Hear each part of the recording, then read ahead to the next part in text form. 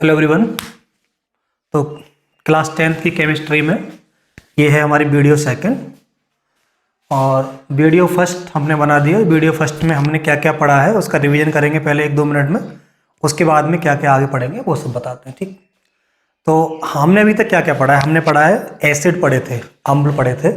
अम्ल क्या होते हैं तो आपको हमने बेसिक डेफिनेशन लिखाई थी। ठीक है, आगे जैसे और पढ़ेंगे तो उसकी परिभाषाएं चेंज होती रहेंगी। ठीक है, जब आगे हम पीएच पढ़ेंगे तो पीएच के हिसाब से परिभाषा देंगे। ठीक है, अम्ल को जब पानी में घोलेंगे जो हम आज पढ़ेंगे उसके हिसाब से अलग परिभाषा देंगे। तो अभी तक जो हमने पिछली वीडियो में पढ़ा है उसमें ये पढ़ा था कि अम्ल स्वाद में खट्टे होते हैं और नीले लिटमस को लाल कर देते हैं, इतना पढ़ा था। उसके बाद हमने क्या पढ़े थे? इंडिकेटर, सूचक पढ़े थे। ठीक, सूचक में हमने 3 तरह सूचक पढ़े थे। कौन कौन से पढ़े थे? एक पढ़े थे प्राकृतिक जो हमें प्रकृति में मिलते हैं, एक पढ़े थे सिंथेसिस संश्लेषित, और दूसरे पढ़े थे ओलाफैक्टरी मतलब गंधी। ठीक, तो जिसमें जो सबसे ज़्यादा जो एग्जाम में आपके पूछे जाते हैं वो वाले बस याद रखो। एक रखो लिटमस याद रखो। ठीक है, पेपर हो चाहे सॉल्यूशन। तो लिटमस पेपर क्या करता है? लिटमस पेपर दो पेपर आते हैं। ठीक है, लिटमस के एक आता है ब्लू या नीला और एक आता है लाल पेपर। ठीक है, बस। अब एक बीकर है आपका ये। ठीक है, इसमें आपने ले रखा है, मान लो अम्ल ले रखा है। ठीक, तो अम्ल में ये डालोगे पेपर नीला। ठीक है, तो जैसे नीला हम डालोगे तो ये क्या कर देगा उसको? लाल।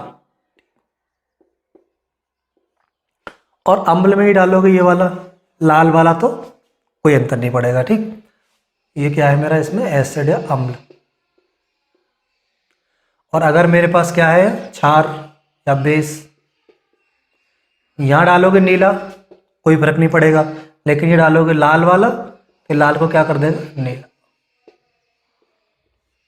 तो एक तो आपको ये याद रखना लिटमस वाला, और आपको याद रखनी है हल्दी। हल्दी हमने क्या बताया था आपको? ठीक, हल्दी ये बताया था कि अगर तुम्हारे पास हल्दी है, ठीक है, हल्दी को बोलते हैं टर्मेरिक। तो हल्दी को अगर ऐसे में डालोगे तो कोई चेंज नहीं होगा किसमें? उसके कलर में। तो ये एसिड है। ठीक है, अम्ल, अम्ल में डालोगे तो हल्दी का कलर कैसा होता है? येलो, पीला होता है ना। तो अम्ल में डालोगे तो कैसा? कोई चेंज नहीं होगा। ठीक है, नो चेंज। नो चेंज का मतलब पीला ही तो हो जाएगा, तो पीला ही रहेगा। ठीक, और बेस में डालोगे, क्षार में डालोगे तो ये हो जाएगा मेरा लाल। और कौन से पढ़े थे मैंने? और पढ़ा था मिथाइल ऑरेंज, नहीं, मिथाइल ऑरेंज पढ़ा था। पेपर में तुम्हारे यही पूछे जाएंगे। ठीक है, लिटमस पूछेगा, हल्दी पूछेगा, या मिथाइल ऑरेंज या फिनोप्थेन, इसके अलावा कुछ नहीं पूछेगा। मिथाइल ऑरेंज आपको क्या बताया था मैंने याद करने का तरीका? इसे याद कर लो मिलाप से। ठीक है, मी मतलब मिथाइल ऑरेंज अम्ल में लाल होता है, बेस में पीला होता है। फिर बताया था आपको फिनोप्थलीन। फिनोप्थलीन क्या होता है? एसिड में तो कोई चेंज नहीं होता, कलरलेस ही रहता है। याद करने बताया था मैंने, पी एक बार ऐसा लिख लो, फिर उसको उल्टा कर दो बी हो जाएगा, फिर उल्टा कर दो ऐसा हो जाएगा। फिनोप्थलीन बेस में पिंक होता है। ठीक है, बस ये पढ़ाया था आपको। और क्या पढ़ाया था? इसके बाद में 3 रिएक्शन पढ़ाई थी हमने कि अम्ल जो होता है वो रिएक्शन करेगा मेटल के साथ तो हाइड्रोजन निकालेगा, मेटल ऑक्साइड से करेगा तो H2O निकालेगा पानी साल्ट प्लस वाटर, और मेटल कार्बोनेट या हाइड्रोजन कार्बोनेट से करेगा तो CO2 प्लस H2O निकालेगा।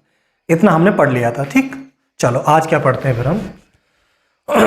हमने जब पढ़ा था कि मेटल जब रिएक्शन करते हैं, अम्ल जब मेटल कार्बोनेट से तो निकलती है CO2 और H2O। पढ़ा था हमने acid plus metal carbonate, salt निकलता है H2O प्लस CO2। फिर हमने आपको बताया कि CO2 को चेक कैसे करोगे निकल रही है, तो क्या बताया था हमने बताया था कि CO2 जो गैस निकलती है उसको क्या करो? CaOH का होल ट्वाइस। ठीक है, बुझा हुआ चूना, इसमें से इसको निकालोगे तो ये क्या बनाता है? ये बनाता है CaCO3 प्लस H2O। ये क्या होता है? कैल्शियम कार्बोनेट ना, या ये PPT होता है, अवक्षेप बनता है ना। तो इसका कलर कैसा होता है? दूधिया या मिल्की कलर बना लेता है। तो बताया था लेबोरेटरी में कैसे चेक करोगे। लेकिन इसमें एक आगे की चीज़ थी वो हमने जानबूझ के नहीं बताई थी आपको। ठीक है, उसमें क्या होता है कि अगर इसमें आप बहुत सारी H2 ये तुम्हारी CO2 है ना, और CO2 को इसमें डालते रहोगे तो क्या होगा, देखो ये वाली CaCO3 है और ये H2 है और ये CO2 है, ठीक है। अब ये क्या बना लेगा, ये बना लेगा तुम्हारा CaHCO3 का whole two, calcium hydrogen carbonate, और ये क्या करता है, पानी में घुल जाता है।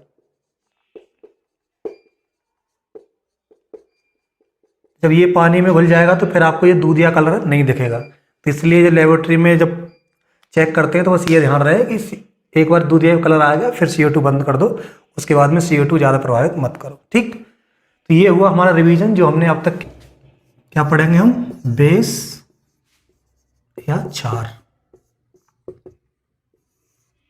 देखो जैसे हमने अम्ल की परिभाषा दी थी, ठीक है। अम्ल बताया था स्वाद में खट्टे होते हैं, हमने नींबू संतरा ये सब अम्ल खाए। क्षार देखा है हमने, क्षार हमारे घर में जो साबुन होता है, ठीक है, सरफ होता है, ये सब क्षार होते हैं। अब इनको खा के चेक करो कैसे लगेंगे, ये लगते हैं कड़वे, ठीक है। तो स्वाद में कैसे होते हैं ये,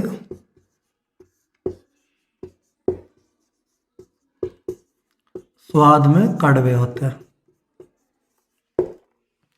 दूसरा वहीं से जो परिभाषा, अम्ल क्या करता था, नीले लिटमस को लाल करता था, तो ये क्या करेंगे, लाल लिटमस को नीला कर देंगे, ठीक। क्षार यहां से लिख दो, लाल लिटमस को, लिटमस पेपर लिख दो, ठीक है, लाल लिटमस पेपर को नीला कर देते हैं,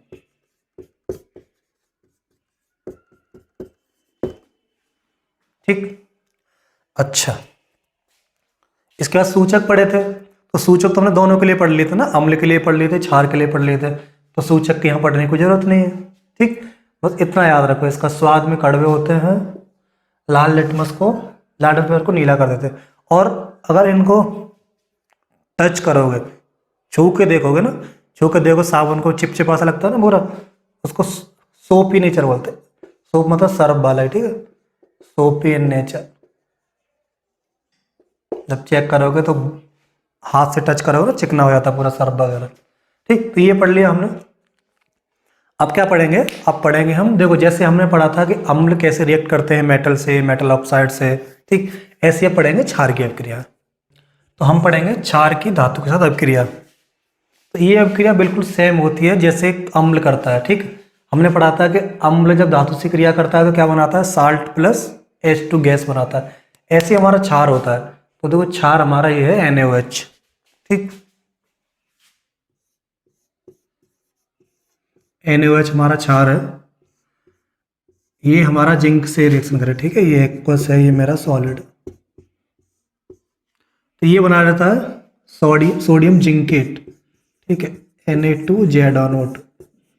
ये क्या होता है, सोडियम जिंकेट प्लस H2, ये मेरी गैस होती है, ठीक। तो ये अभिक्रिया याद करनी है, क्षार की धातु से अभिक्रिया होगी तो क्या बनेगा, साल्ट बनेगा प्लस H2 बनेगा। तो दिमाग में बस याद करने इतना कर लो कि जो धातु होती है वो चाहे अम्ल के साथ क्रिया करे या क्षार के साथ क्रिया करे, दोनों में क्या निकालती है, हाइड्रोजन गैस, ठीक। अगली हम रिएक्शन पढ़ेंगे इसकी, तो यहाँ पे लिख सकते हैं हम, यहाँ लिख देंगे, देखो हम, ये हमारा बेस हुआ, चलो हिंदी में लिखते हैं इसको,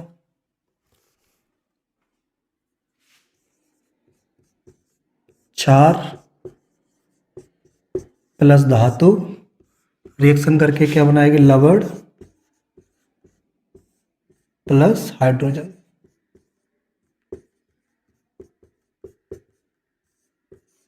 ठीक है। चलो अब अगली, ठीक है। अब पढ़ेंगे कि जैसे जो हमारा अम्ल होता है और जो हमारा क्षार होता है, अगर इनको आपस में मिला दिया जाए तो कैसी अभिक्रिया होगी, ठीक। ये अभिक्रिया याद कर लो, ये अभिक्रिया, इसके बाद में 2-3 चीजें और याद कर लोगे तो कोई भी अभिक्रिया भूलोगे नहीं तुम, ठीक। तो देखो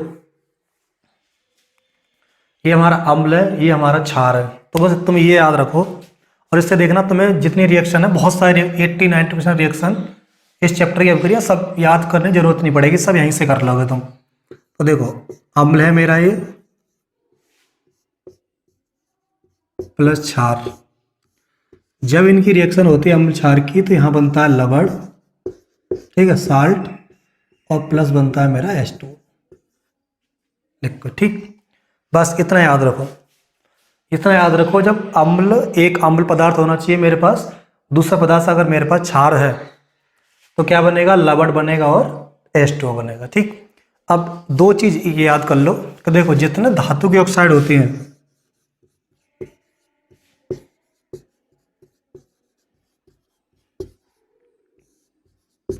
धातु ऑक्साइड होती है ना, मेटलिक ऑक्साइड,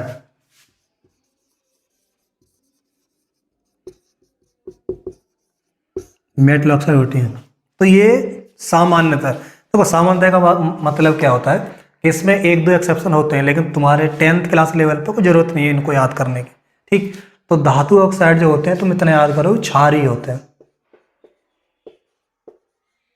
उनका नेचर कैसा होता है, क्षारीय। क्षारीय मतलब बेस होते हैं। ठीक, और जितने अधातु ऑक्साइड होते हैं, ठीक,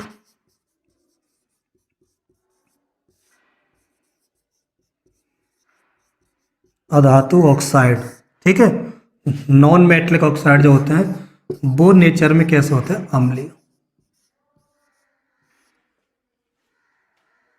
ठीक, अब देखो, पहले देखो इसका एग्जांपल ले लेते हैं। ठीक है, पहले इसको लिख लो, चाहे स्क्रीनशॉट ले लो। अब देखो इन दोनों का यूज करके हम कितनी रिएक्शन करेंगे। ठीक है, स्क्रीनशॉट ले लो इसका। चलो हम ले लेते हैं, चलो एक हम ले लिया हमने HCl, ठीक, 4 हमने ले लिया NaOH। ठीक, जब ये रिएक्शन करेगा तो मेरे पास क्या बनेगा, NaCl, साल्ट बन गया, लवण, और मेरे पास बनेगा H2। ठीक है, ये रिएक्शन तो मुझे याद हो जाएगी, दिमाग में ये चलना चाहिए कि ये अम्ल है मेरा, ये क्षार है, साल्ट बनेगा प्लस वाटर बनेगा। ठीक, अब देखो अगली रिएक्शन, मेरे को अम्ल और अम्ल रिएक्ट करेंगे तो क्या बनेगा, अम्ल, अम्ल और अम्ल। ठीक है, क्या बनेंगे, रिएक्शन नहीं होगी। ठीक है, मैं कहूँ क्षार और क्षार तो रिएक्शन नहीं होगी। ठीक, तो अब क्या पढ़ेंगे हम, क्षार की पढ़ेंगे, धातु ऑक्साइड से अपक्रिया। ठीक है, अब मैं आपसे पूछूं बताओ, तो आप कहोगे ये तो हमारी किताब में दिया ही नहीं है। नहीं, 10th की अगर NCERT खोलो, कोई किताब खोलोगे तो क्षार की अपक्रिया धातु ऑक्साइड से नहीं दी होगी। ठीक, क्यों नहीं दी होगी, अब देखो मतलब इसका, क्षार प्लस धातु ऑक्साइड कैसे होते हैं, ये रहे, इसको याद रखो, धातु ऑक्साइड क्षारीय, तो क्षार प्लस क्षार क्या करेगा, रिएक्शन नहीं होगी। रिएक्शन नहीं होगी तो बुक में इसलिए देगा नहीं। फिर क्षार किससे अभिक्रिया करता है, अम्ल से, तो अम्लीय कौन सी होती है, अम्ल होती है अधातु ऑक्साइड। तो अब देखो क्षार की रिएक्शन पढ़ते हैं किससे हम, अधातु ऑक्साइड से। चलो अधातु से पढ़ लेते हैं। तो कोई हमारे पास क्षार एग्जाम्पल है देखो, अब क्रिया हमें याद होगी, CaOH का होल ट्वाइस क्या है, बुझा हुआ चूना, अधातु ऑक्साइड CO2। ठीक, अधातु होते हैं ना ये, देखो अगर आपने आवाज साड़ी पढ़ ली है तो अच्छी बात है, नहीं पढ़ी है तो हम आगे चैप्टर में पढ़ाएंगे। तो आप देखोगे जैसे ही पीरियड टेबल में इस तरफ जो चीज़ें होती हैं, nitrogen, phosphorus, oxygen, carbon, silicon, ये चीज़ें सब कैसी होती हैं, अधातु। इनकी जो भी ऑक्साइड होगी वो कैसी होती है, हमेशा हमारी अम्लीय। तो CO2, C इधर आता है, CO कार्बन अधातु है हमारा, इसकी अभिक्रिया हो जाएगी। ये अभिक्रिया तो हम बहुत दिनों से पढ़ते आ रहे हैं ना, पहले चैप्टर में पढ़ी थी, दूसरे में पढ़ी थी। ये क्या बनाता है, चूना पत्थर प्लस H2। और अगर ऐसे याद करोगे तो ये मेरा क्या हो गया, क्षार, नहीं, ये मेरा क्या है, अधातु ऑक्साइड। अधातु ऑक्साइड कैसे होते हैं, अम्लीय, अम्ल। दिमाग में याद रहे, क्षार अम्ल क्रिया करते हैं तो साल्ट बनता है प्लस वाटर बनता है, तो दिमाग में ये नहीं रहेगा क्या क्या बनेगा। ठीक, तो तुम्हारी ये क्रिया हमेशा हो जाएगी। इसको लिख लेते हैं, जैसे हमने लिख दिया। ठीक है, क्या लिखोगे, क्षार अधातु ऑक्साइड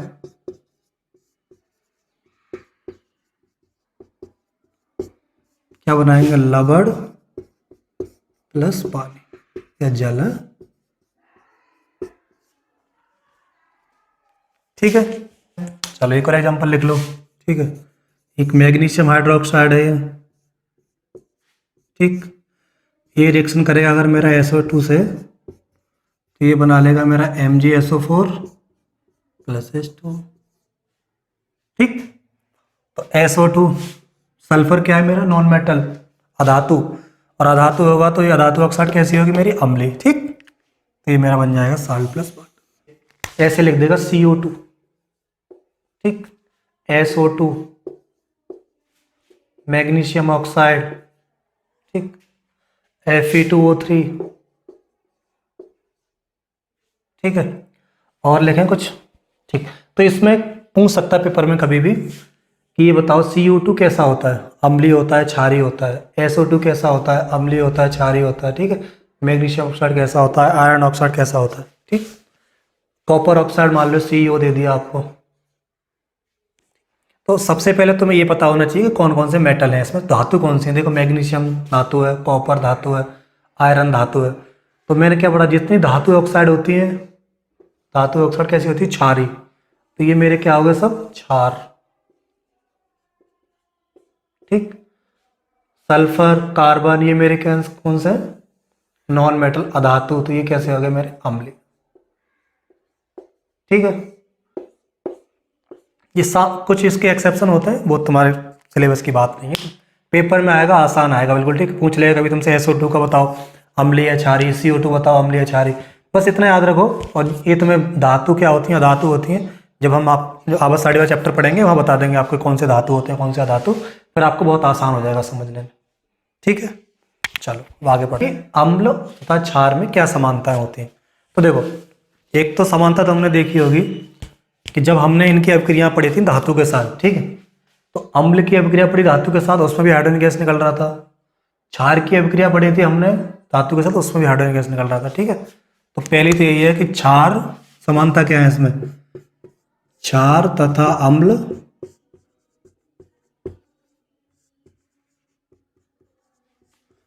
धातु से अभिक्रिया करके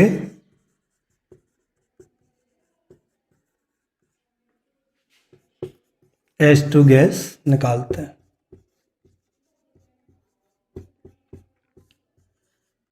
ठीक, एक तो हमारे पास ये समानता है।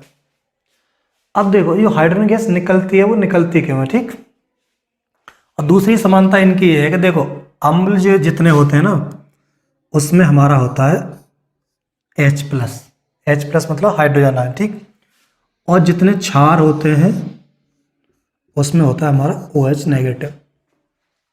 ये परिभाषा एक साइंटिस्ट ने भी दी थी। ठीक है, उसको बोलते हैं आर्यनियस ने बोला था कि जो H आयन देते हैं वो अम्ल होते हैं, जिनमें OH आयन होते हैं वो क्या होते हैं, क्षार। तो देखो दूसरी समानता इनमें ये है कि जैसे इनमें आयन होते हैं, जैसे NaOH है। ठीक है, NaOH में ये तो Na प्लस है और OH नेगेटिव है, तो ये क्या है तुम्हारे आयन। ऐसे अगर अम्ल लोगे तो ये क्या होता है मेरा HCl। HCl में क्या है मेरा H प्लस और Cl मेरा क्या है Cl नेगेटिव। तो ये मेरे आयन हो गए ना, आयन मतलब पॉजिटिव और नेगेटिव दोनों होते हैं। ठीक है, इनको बोलते हैं कैटायन और एनायन। कैटायन बोलते हैं पॉजिटिव को और एनायन बोलते हैं नेगेटिव को। ठीक है, या इसको बोलते हैं धनात्मक और ये कैसा हो जाएगा तुम्हारा ऋणात्मक। अब देखो जहां ऐसी बात होने लग जाए, नेगेटिव पॉजिटिव बात शुरू हो जाए, वहीं अगर आपने भौतिक विज्ञान में पढ़ा है तो उसमें क्या होते हैं, जहां ये नेगेटिव पॉजिटिव, ठीक है, प्लस धनात्मक ऋणात्मक आवेश होते हैं, और जहां आवेश आता है वहां क्या होती है विद्युत धारा। तो अगर ये आयन है किसी सॉल्यूशन में, ठीक है, कोई विलयन है, ये इसमें डाल दिया तुमने पहले पानी, सादा पानी डाल दिया। ठीक, सादा पानी डालने के बाद में अगर आप बिजली का तार एक यहाँ कनेक्ट करोगे तो इसमें विद्युत धारा प्रवाहित नहीं होगी। ठीक, अगर इसमें क्या करूँ मैं NaCl डाल दूँ, नमक डाल दूँ। ठीक है, तो नमक में क्या होता है, एक होता है पॉजिटिव Na और Cl होता है नेगेटिव। जैसे इसमें जाएगा Na पॉजिटिव Cl नेगेटिव, तो इसमें पॉजिटिव हो जाएंगे तो इसमें विद्युत धारा प्रवाहित होना शुरू हो जाएगी। तो दूसरी समानता देखो, एक समानता ये होगी क्षार तथा अम्ल धातु से क्रिया करके क्या निकालते हैं हाइड्रोजन गैस दूसरी समानता क्या होगी, इनमें आयन होते हैं, ठीक है, और जो आयन फिर क्या करते हैं, अगर इनको पानी में घोल दिया जाए और या फिर इनसे अगर विद्युत धारा प्रवाहित की जाए तो विद्युत धारा प्रभावित हो जाती है, ठीक है। ये तो रही इनकी समानता किसकी। आगे ये कह रहा है कि जलीय विलयन में अम्ल तथा क्षार, मतलब अगर क्षार को या अम्ल को पानी में डाल दिया जाए, पानी में मिला दिया जाए तो क्या होता है, ठीक। अब देखो यहीं से बनेगी हमारी अम्ल की और क्षार की दूसरी परिभाषा, ठीक। तो पहले पढ़ते हैं अम्ल। तो देखो ये है हमारा अम्ल HCl, ठीक। HCl को अगर मैं पानी में डाल दूं H2O, ठीक, तो जैसे ही पानी में डालूंगा तो ये क्या करेगा, जो अपने आयन है, ठीक है, जो इसके घटक हैं H+ और Cl नेगेटिव, तो ये क्या करेगा, जैसे HCl अम्ल है, ये जो अपने जो घटक है आयन है H और Cl, इसमें क्या जाएगा, डिसोसिएट, ठीक है, या टूट जाएगा, ठीक। तो बस इतना याद रखो, जो अम्ल है जैसे ही पानी में डालोगे तो वो H+ प्लस Cl, ये Cl है तो Cl, ठीक है, H++ उसमें जो होगा उसमें क्या हो जाएगा, टूट जाएगा, अपने कंस्टिट्यूट आयन में डिसोसिएट हो जाएगा, ठीक है, या जो जो जो भी उस पर आयन होंगे उसमें टूट जाएगा। तो यहीं से बनती है एक और दूसरी परिभाषा, ये क्या बनी, H+। तो आप ये बोल सकते हो अम्ल वो पदार्थ हैं जो जल में हाइड्रोजन उत्पन्न करते हैं, ठीक है। एक परिभाषा मिल जाएगी। देखो जितनी भी इस चैप्टर की परिभाषा जो, तो अब इसकी परिभाषा बनाने के लिए हम अम्ल की परिभाषा एक और दे सकते हैं। अब क्या बोल सकते हैं कि कोई बोले कि बताओ अम्ल क्या होता है, तो बताओ अम्ल वे पदार्थ हैं जो पानी में घुलने के बाद में H+ आयन देते हैं, ठीक। अब यही H+ क्या करता है, पानी में होगा तो वाटर भी होगा यहाँ, ठीक। अब वाटर होगा तो एक H आ जाएगा, दो पहले से ही तो 3 बन जाएंगे ये, तो ये H3 पॉजिटिव बना लेता है, ठीक है, इसको बोलते हैं हाइड्रोनियम आयन।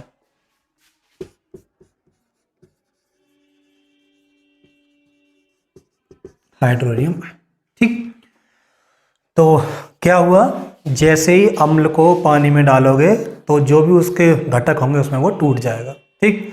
और H+ उसमें पक्का होगा अगर वो अम्ल है तो। यहीं से परिभाषा देते हैं अम्ल की हम, अम्ल वे पदार्थ हैं जो पानी में घुलने के बाद में H+ देते हैं या हाइड्रोनियम आयन देते हैं, ठीक। एक और एग्जाम्पल लिख लेते हैं, चलो ठीक है। एग्जाम्पल लिखना है, मान लो H2SO4, H2SO4 है, H2 जैसे डालोगे, ठीक है, H आयन बनेंगे, 2H2 2 H आयन बन जाएंगे, ठीक है, प्लस SO4 नेगेटिव, तो नेगेटिव कर लो, ठीक है। देखो यहाँ चाहे कुछ भी बने दूसरा वाला, लेकिन ये H+ निकला ना, तो ये कैसा है, मेरा अम्ल है, ठीक। H+ निकला तो मेरा क्या हुआ, अम्ल।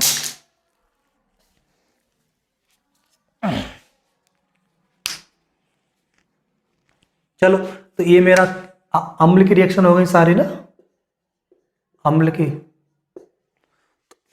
अब पढ़ते हैं क्षार का क्या होता है इसमें। अभी तक हमने देखा अम्ल को पानी मिलाने से क्या होता है, ठीक है। अब अगर क्षार को मिलाएं तो क्या होगा, तो देखो क्षार है मेरा NaOH, इसको अगर मैं पानी में मिलाऊंगा H2O, तो ये क्या करेगा, ये भी आयन में टूट जाएगा, तो ये मेरा क्या बनेगा, Na+ और ये मेरा बन जाएगा OH नेगेटिव। तो अब यहाँ से भी क्षार की परिभाषा दे सकते हो, ठीक है। क्षार वे पदार्थ होते हैं जो जल में घुलने के बाद में OH आयन देते हैं, ठीक है, OH नेगेटिव देते हैं, सेम जैसे हमने वहाँ बनाई थी। और देखो इसकी अगर KOH करोगे, ये भी क्षार है, इसको भी H2O में डालोगे पानी में, तो ये क्या बन जाएगा, K+ प्लस ये बन जाएगा मेरा OH नेगेटिव, ठीक। तो ये क्या हो रहा है, जैसे ही अम्ल या क्षार को हम पानी में डाल रहे हैं तो जो भी उसके आयन होते हैं, ठीक है, तो वो क्या करता है, उस अपने घटकों में टूट जाते हैं। देखो अभी हमने क्या पढ़ा, पीछे हमने पढ़ा था कि अम्ल को क्षार को जल में मिलाते हैं तो अपने आयनों में टूट जाता है। तो अब क्वेश्चन आता है कि अम्ल क्षार को जल में मिलाते कैसे, ठीक। अम्ल देखो जैसे HCl है, NaOH, जैसे ही इसमें जल डालोगे, ठीक, H2O डालोगे, तो ये अभिक्रिया होती है कैसे, ऊष्मा छेपी, मतलब बहुत सारी ऊष्मा निकलती है इसमें। मान लो अगर ये तुम्हारा बीकर है और इसमें क्या भरा है, मेरा अम्ल, ठीक है, तेजाब भरा, जैसे इसमें पानी डालोगे इसमें, ठीक, तो ये तुम्हारा कांच का बर्तन है अगर आपको, ठीक। अब क्रिया कैसी होती है, ये ऊष्मा छेपी, ऊष्मा छेपी, इतनी ऊष्मा निकलती है इसमें, तो ये क्या होगा, हीट के कारण कांच का बर्तन वर्तन टूट जाएगा, ठीक है। और अगर आप आसपास खड़े हो तो आपके ऊपर भी जाके गिर जाएगा ये अम्ल, तो क्या होगा, हमारा भी नुकसान हो जाएगा, बीकर बीकर टूटेगा, हमारा शरबत जल जाएगा, ठीक है, आसपास सबको जल सकता है। तो हमें ये बताया गया है कि अम्ल और क्षार को मिलाते हैं तो इसका एक तरीका होता है मिलाने का, ठीक है, कैसे मिलाते हैं, तरीका क्यों है मिलाने का, क्योंकि अभिक्रिया ऊष्मा छेपी है तो इससे क्या हो सकता है, हमको नुकसान हो सकता है। तो चाहे अम्ल हो चाहे क्षार हो, अगर हमें कभी मिलाना है तो कैसे मिलाते हैं, देखो यहां मैं ले लिया मान लो अम्ल, ठीक, देखो, और यहां ले लिया मैंने अगर पानी। सोच, अगर देखो अपने आप सोचो, अगर ये अम्ल है, अगर इसमें थोड़ा पानी डालोगे तो जो सारा का सारा अम्ल रिएक्शन करेगा उस पानी से, तो अभिक्रिया कैसी होगी, बहुत ज़्यादा ऊष्मा देगी, ठीक। तो मैं एक काम करूँ ना, यहाँ से अम्ल डालूँ पानी में, वो भी अगर एक बूंद डालूंगा ना, बहुत छोटी बूंद, तो एक बूंद रिएक्ट करेगी अभिक्रिया, तो उसकी ऊष्मा कम होगी, तो ठीक है। तो क्या करो, पहले ये लो पानी, इसमें पानी, अब एक बूंद जैसे डालोगे यहाँ पर, एक बूंद जाएगी मान लो, तो अभिक्रिया एक बूंद तो करेगी, तो उसमें कम निकलेगी, और फिर भी एक बूंद यहीं रुकी रहेगी ना, तो क्या करो, इस पानी को हिलाओ, कोई हिलाने की चीज़ ले लो, ठीक है, लकड़ी ले सकते हैं, कुछ भी ले लो, इस पानी को हिलाओ, अब पानी हिलता रहेगा और इसमें एक एक बूंद कर करके ऐसे करके अम्ल को धीरे धीरे इसमें डालते रहो, ठीक है। जैसे ही डालोगे तो क्या होगा, एक रिएक्शन करेगी, हल्की ऊष्मा निकलेगी, फिर अगली भी ऊष्मा, तो जो ऊष्मा निकलेगी वो धीरे धीरे निकलेगी, ठीक है, और धीरे धीरे जो ऊष्मा निकलेगी तो हमारा क्या हो जाएगा, अम्ल इसमें मिल जाएगा पानी में, ठीक है। तो चाहे अम्ल हो चाहे क्षार हो, जब भी आपको मिलाना है तो क्या करना है, अम्ल को पानी में डालना है और पानी को हिलाते रहना है और अम्ल को भी धीरे धीरे डालना है, ठीक। तो अब इसमें क्वेश्चन हमेशा यही आता है कि अगर मैं आपसे पूछूं कि पानी को अम्ल में डालना है या अम्ल को पानी में डालना है, ठीक है, तो पानी को अम्ल में कभी नहीं डालते, क्योंकि जैसे ही पानी इसमें जाएगा सारा का सारा अम्ल अभिक्रिया करेगा, ठीक है। अभिक्रिया कैसी होती है, ऊष्मा छेपी, बहुत ऊष्मा निकलेगी, ठीक है, जिस बर्तन में कर रहे बर्तन फट सकता है और आपको भी नुकसान हो जाएगा, इसलिए क्या करते हैं, अम्ल को धीरे धीरे पानी में डालते हैं, पानी को हिलाते रहते हैं, ठीक। अब यही क्वेश्चन है एग्जाम में कई तरीके से पूछ सकता है, आपको ये पूछ लेगा बताओ क्या मिलाते हैं, अम्ल को पानी में मिलाते हैं या पानी को अम्ल में, फिर दूसरा पूछ लेगा कि पानी में अम्ल क्यों नहीं मिलाते, ठीक। तो आप बता सकते हो कि ऊष्मा छेपी अभिक्रिया होती है तो ऐसे नुकसान हो सकता है, ठीक है, ये सारी चीज़ें लिख सकते हो, ठीक। चलो अब देखो दूसरी चीज़, अब ये मेरा अम्ल है, ठीक, ये मिल गया इस पानी में,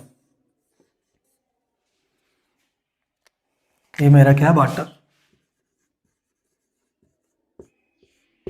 तो क्या अम्ल पे कुछ फर्क पड़ेगा, अम्ल पे कुछ फर्क पड़ेगा, देखो अगर पहले यहाँ अम्ल कैसा होगा, बहुत तेज, अगर किसी को फेंक दो तो वो जल जाएगा, ठीक है।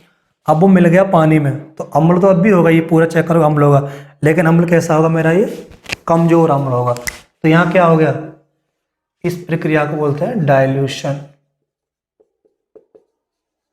ठीक है, या हिंदी में बोलते हैं तनुकरण, ठीक। और जो अम्ल बनेगा उसको बोलते हैं तनु अम्ल। ये बात समझ में आई तुम्हारे, ठीक। अगर कोई आपसे पूछे तनुकरण क्या होता है, तो तनुकरण वह प्रक्रिया होती है जिसमें अम्ल को जल में मिलाते हैं, ठीक है, या इसको बोलते हैं डाइल्यूशन, तनुकरण हो गया, इसको तनु अम्ल बोलते हैं। फिर इस अम्ल को क्या बोलेंगे, ठीक है, वो अम्ल में पहले पानी नहीं था ना इस वाले में, तो इसको बोलते हैं हम सांद्र अम्ल। अम्ल या क्षार को और पढ़ते हैं, ठीक है, एक होता है स्ट्रॉन्ग एसिड, स्ट्रॉन्ग, या इसको बोलते हैं प्रबल, प्रबल अम्ल। तो देखो अम्ल की परिभाषा हमने दी कि जैसे ही अम्ल को हमने जल में डाला तो क्या करता है, आयन में टूट जाता है, H+ और Cl माइनस HCl टूट गया, ठीक। तो इस जिसमें जितने ज़्यादा आयन होंगे उतना ज़्यादा अच्छा अम्ल होगा वो, ठीक।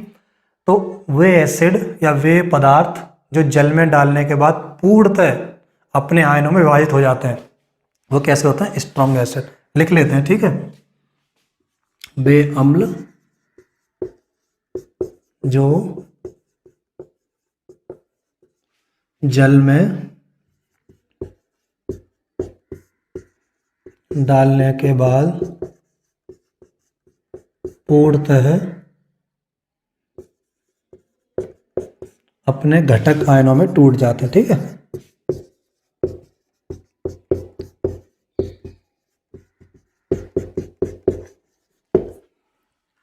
कैसे होते हैं वो, प्रबल अम्ल। जैसे एग्जाम्पल के HCl है, ठीक है। HCl जैसे ही पानी में डालोगे H2O, तो ये क्या करेगा, H ion plus Cl negative में टूट जाएगा, ठीक है। पूरा कंप्लीट टूट जाएगा, कोई भी HCl ऐसा नहीं बचेगा जो पूरा H अलग और Cl अलग ना हो। तो ये मेरे होते हैं प्रबल अम्ल। एक होते हैं दुर्बल अम्ल।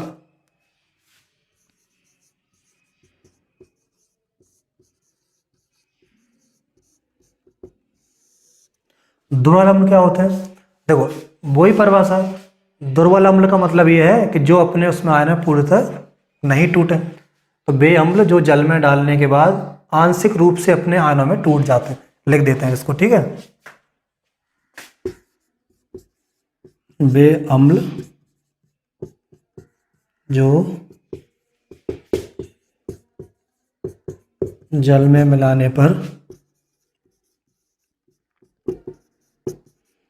आंशिक रूप से अपने आयनों में टूट जाते, इसका मतलब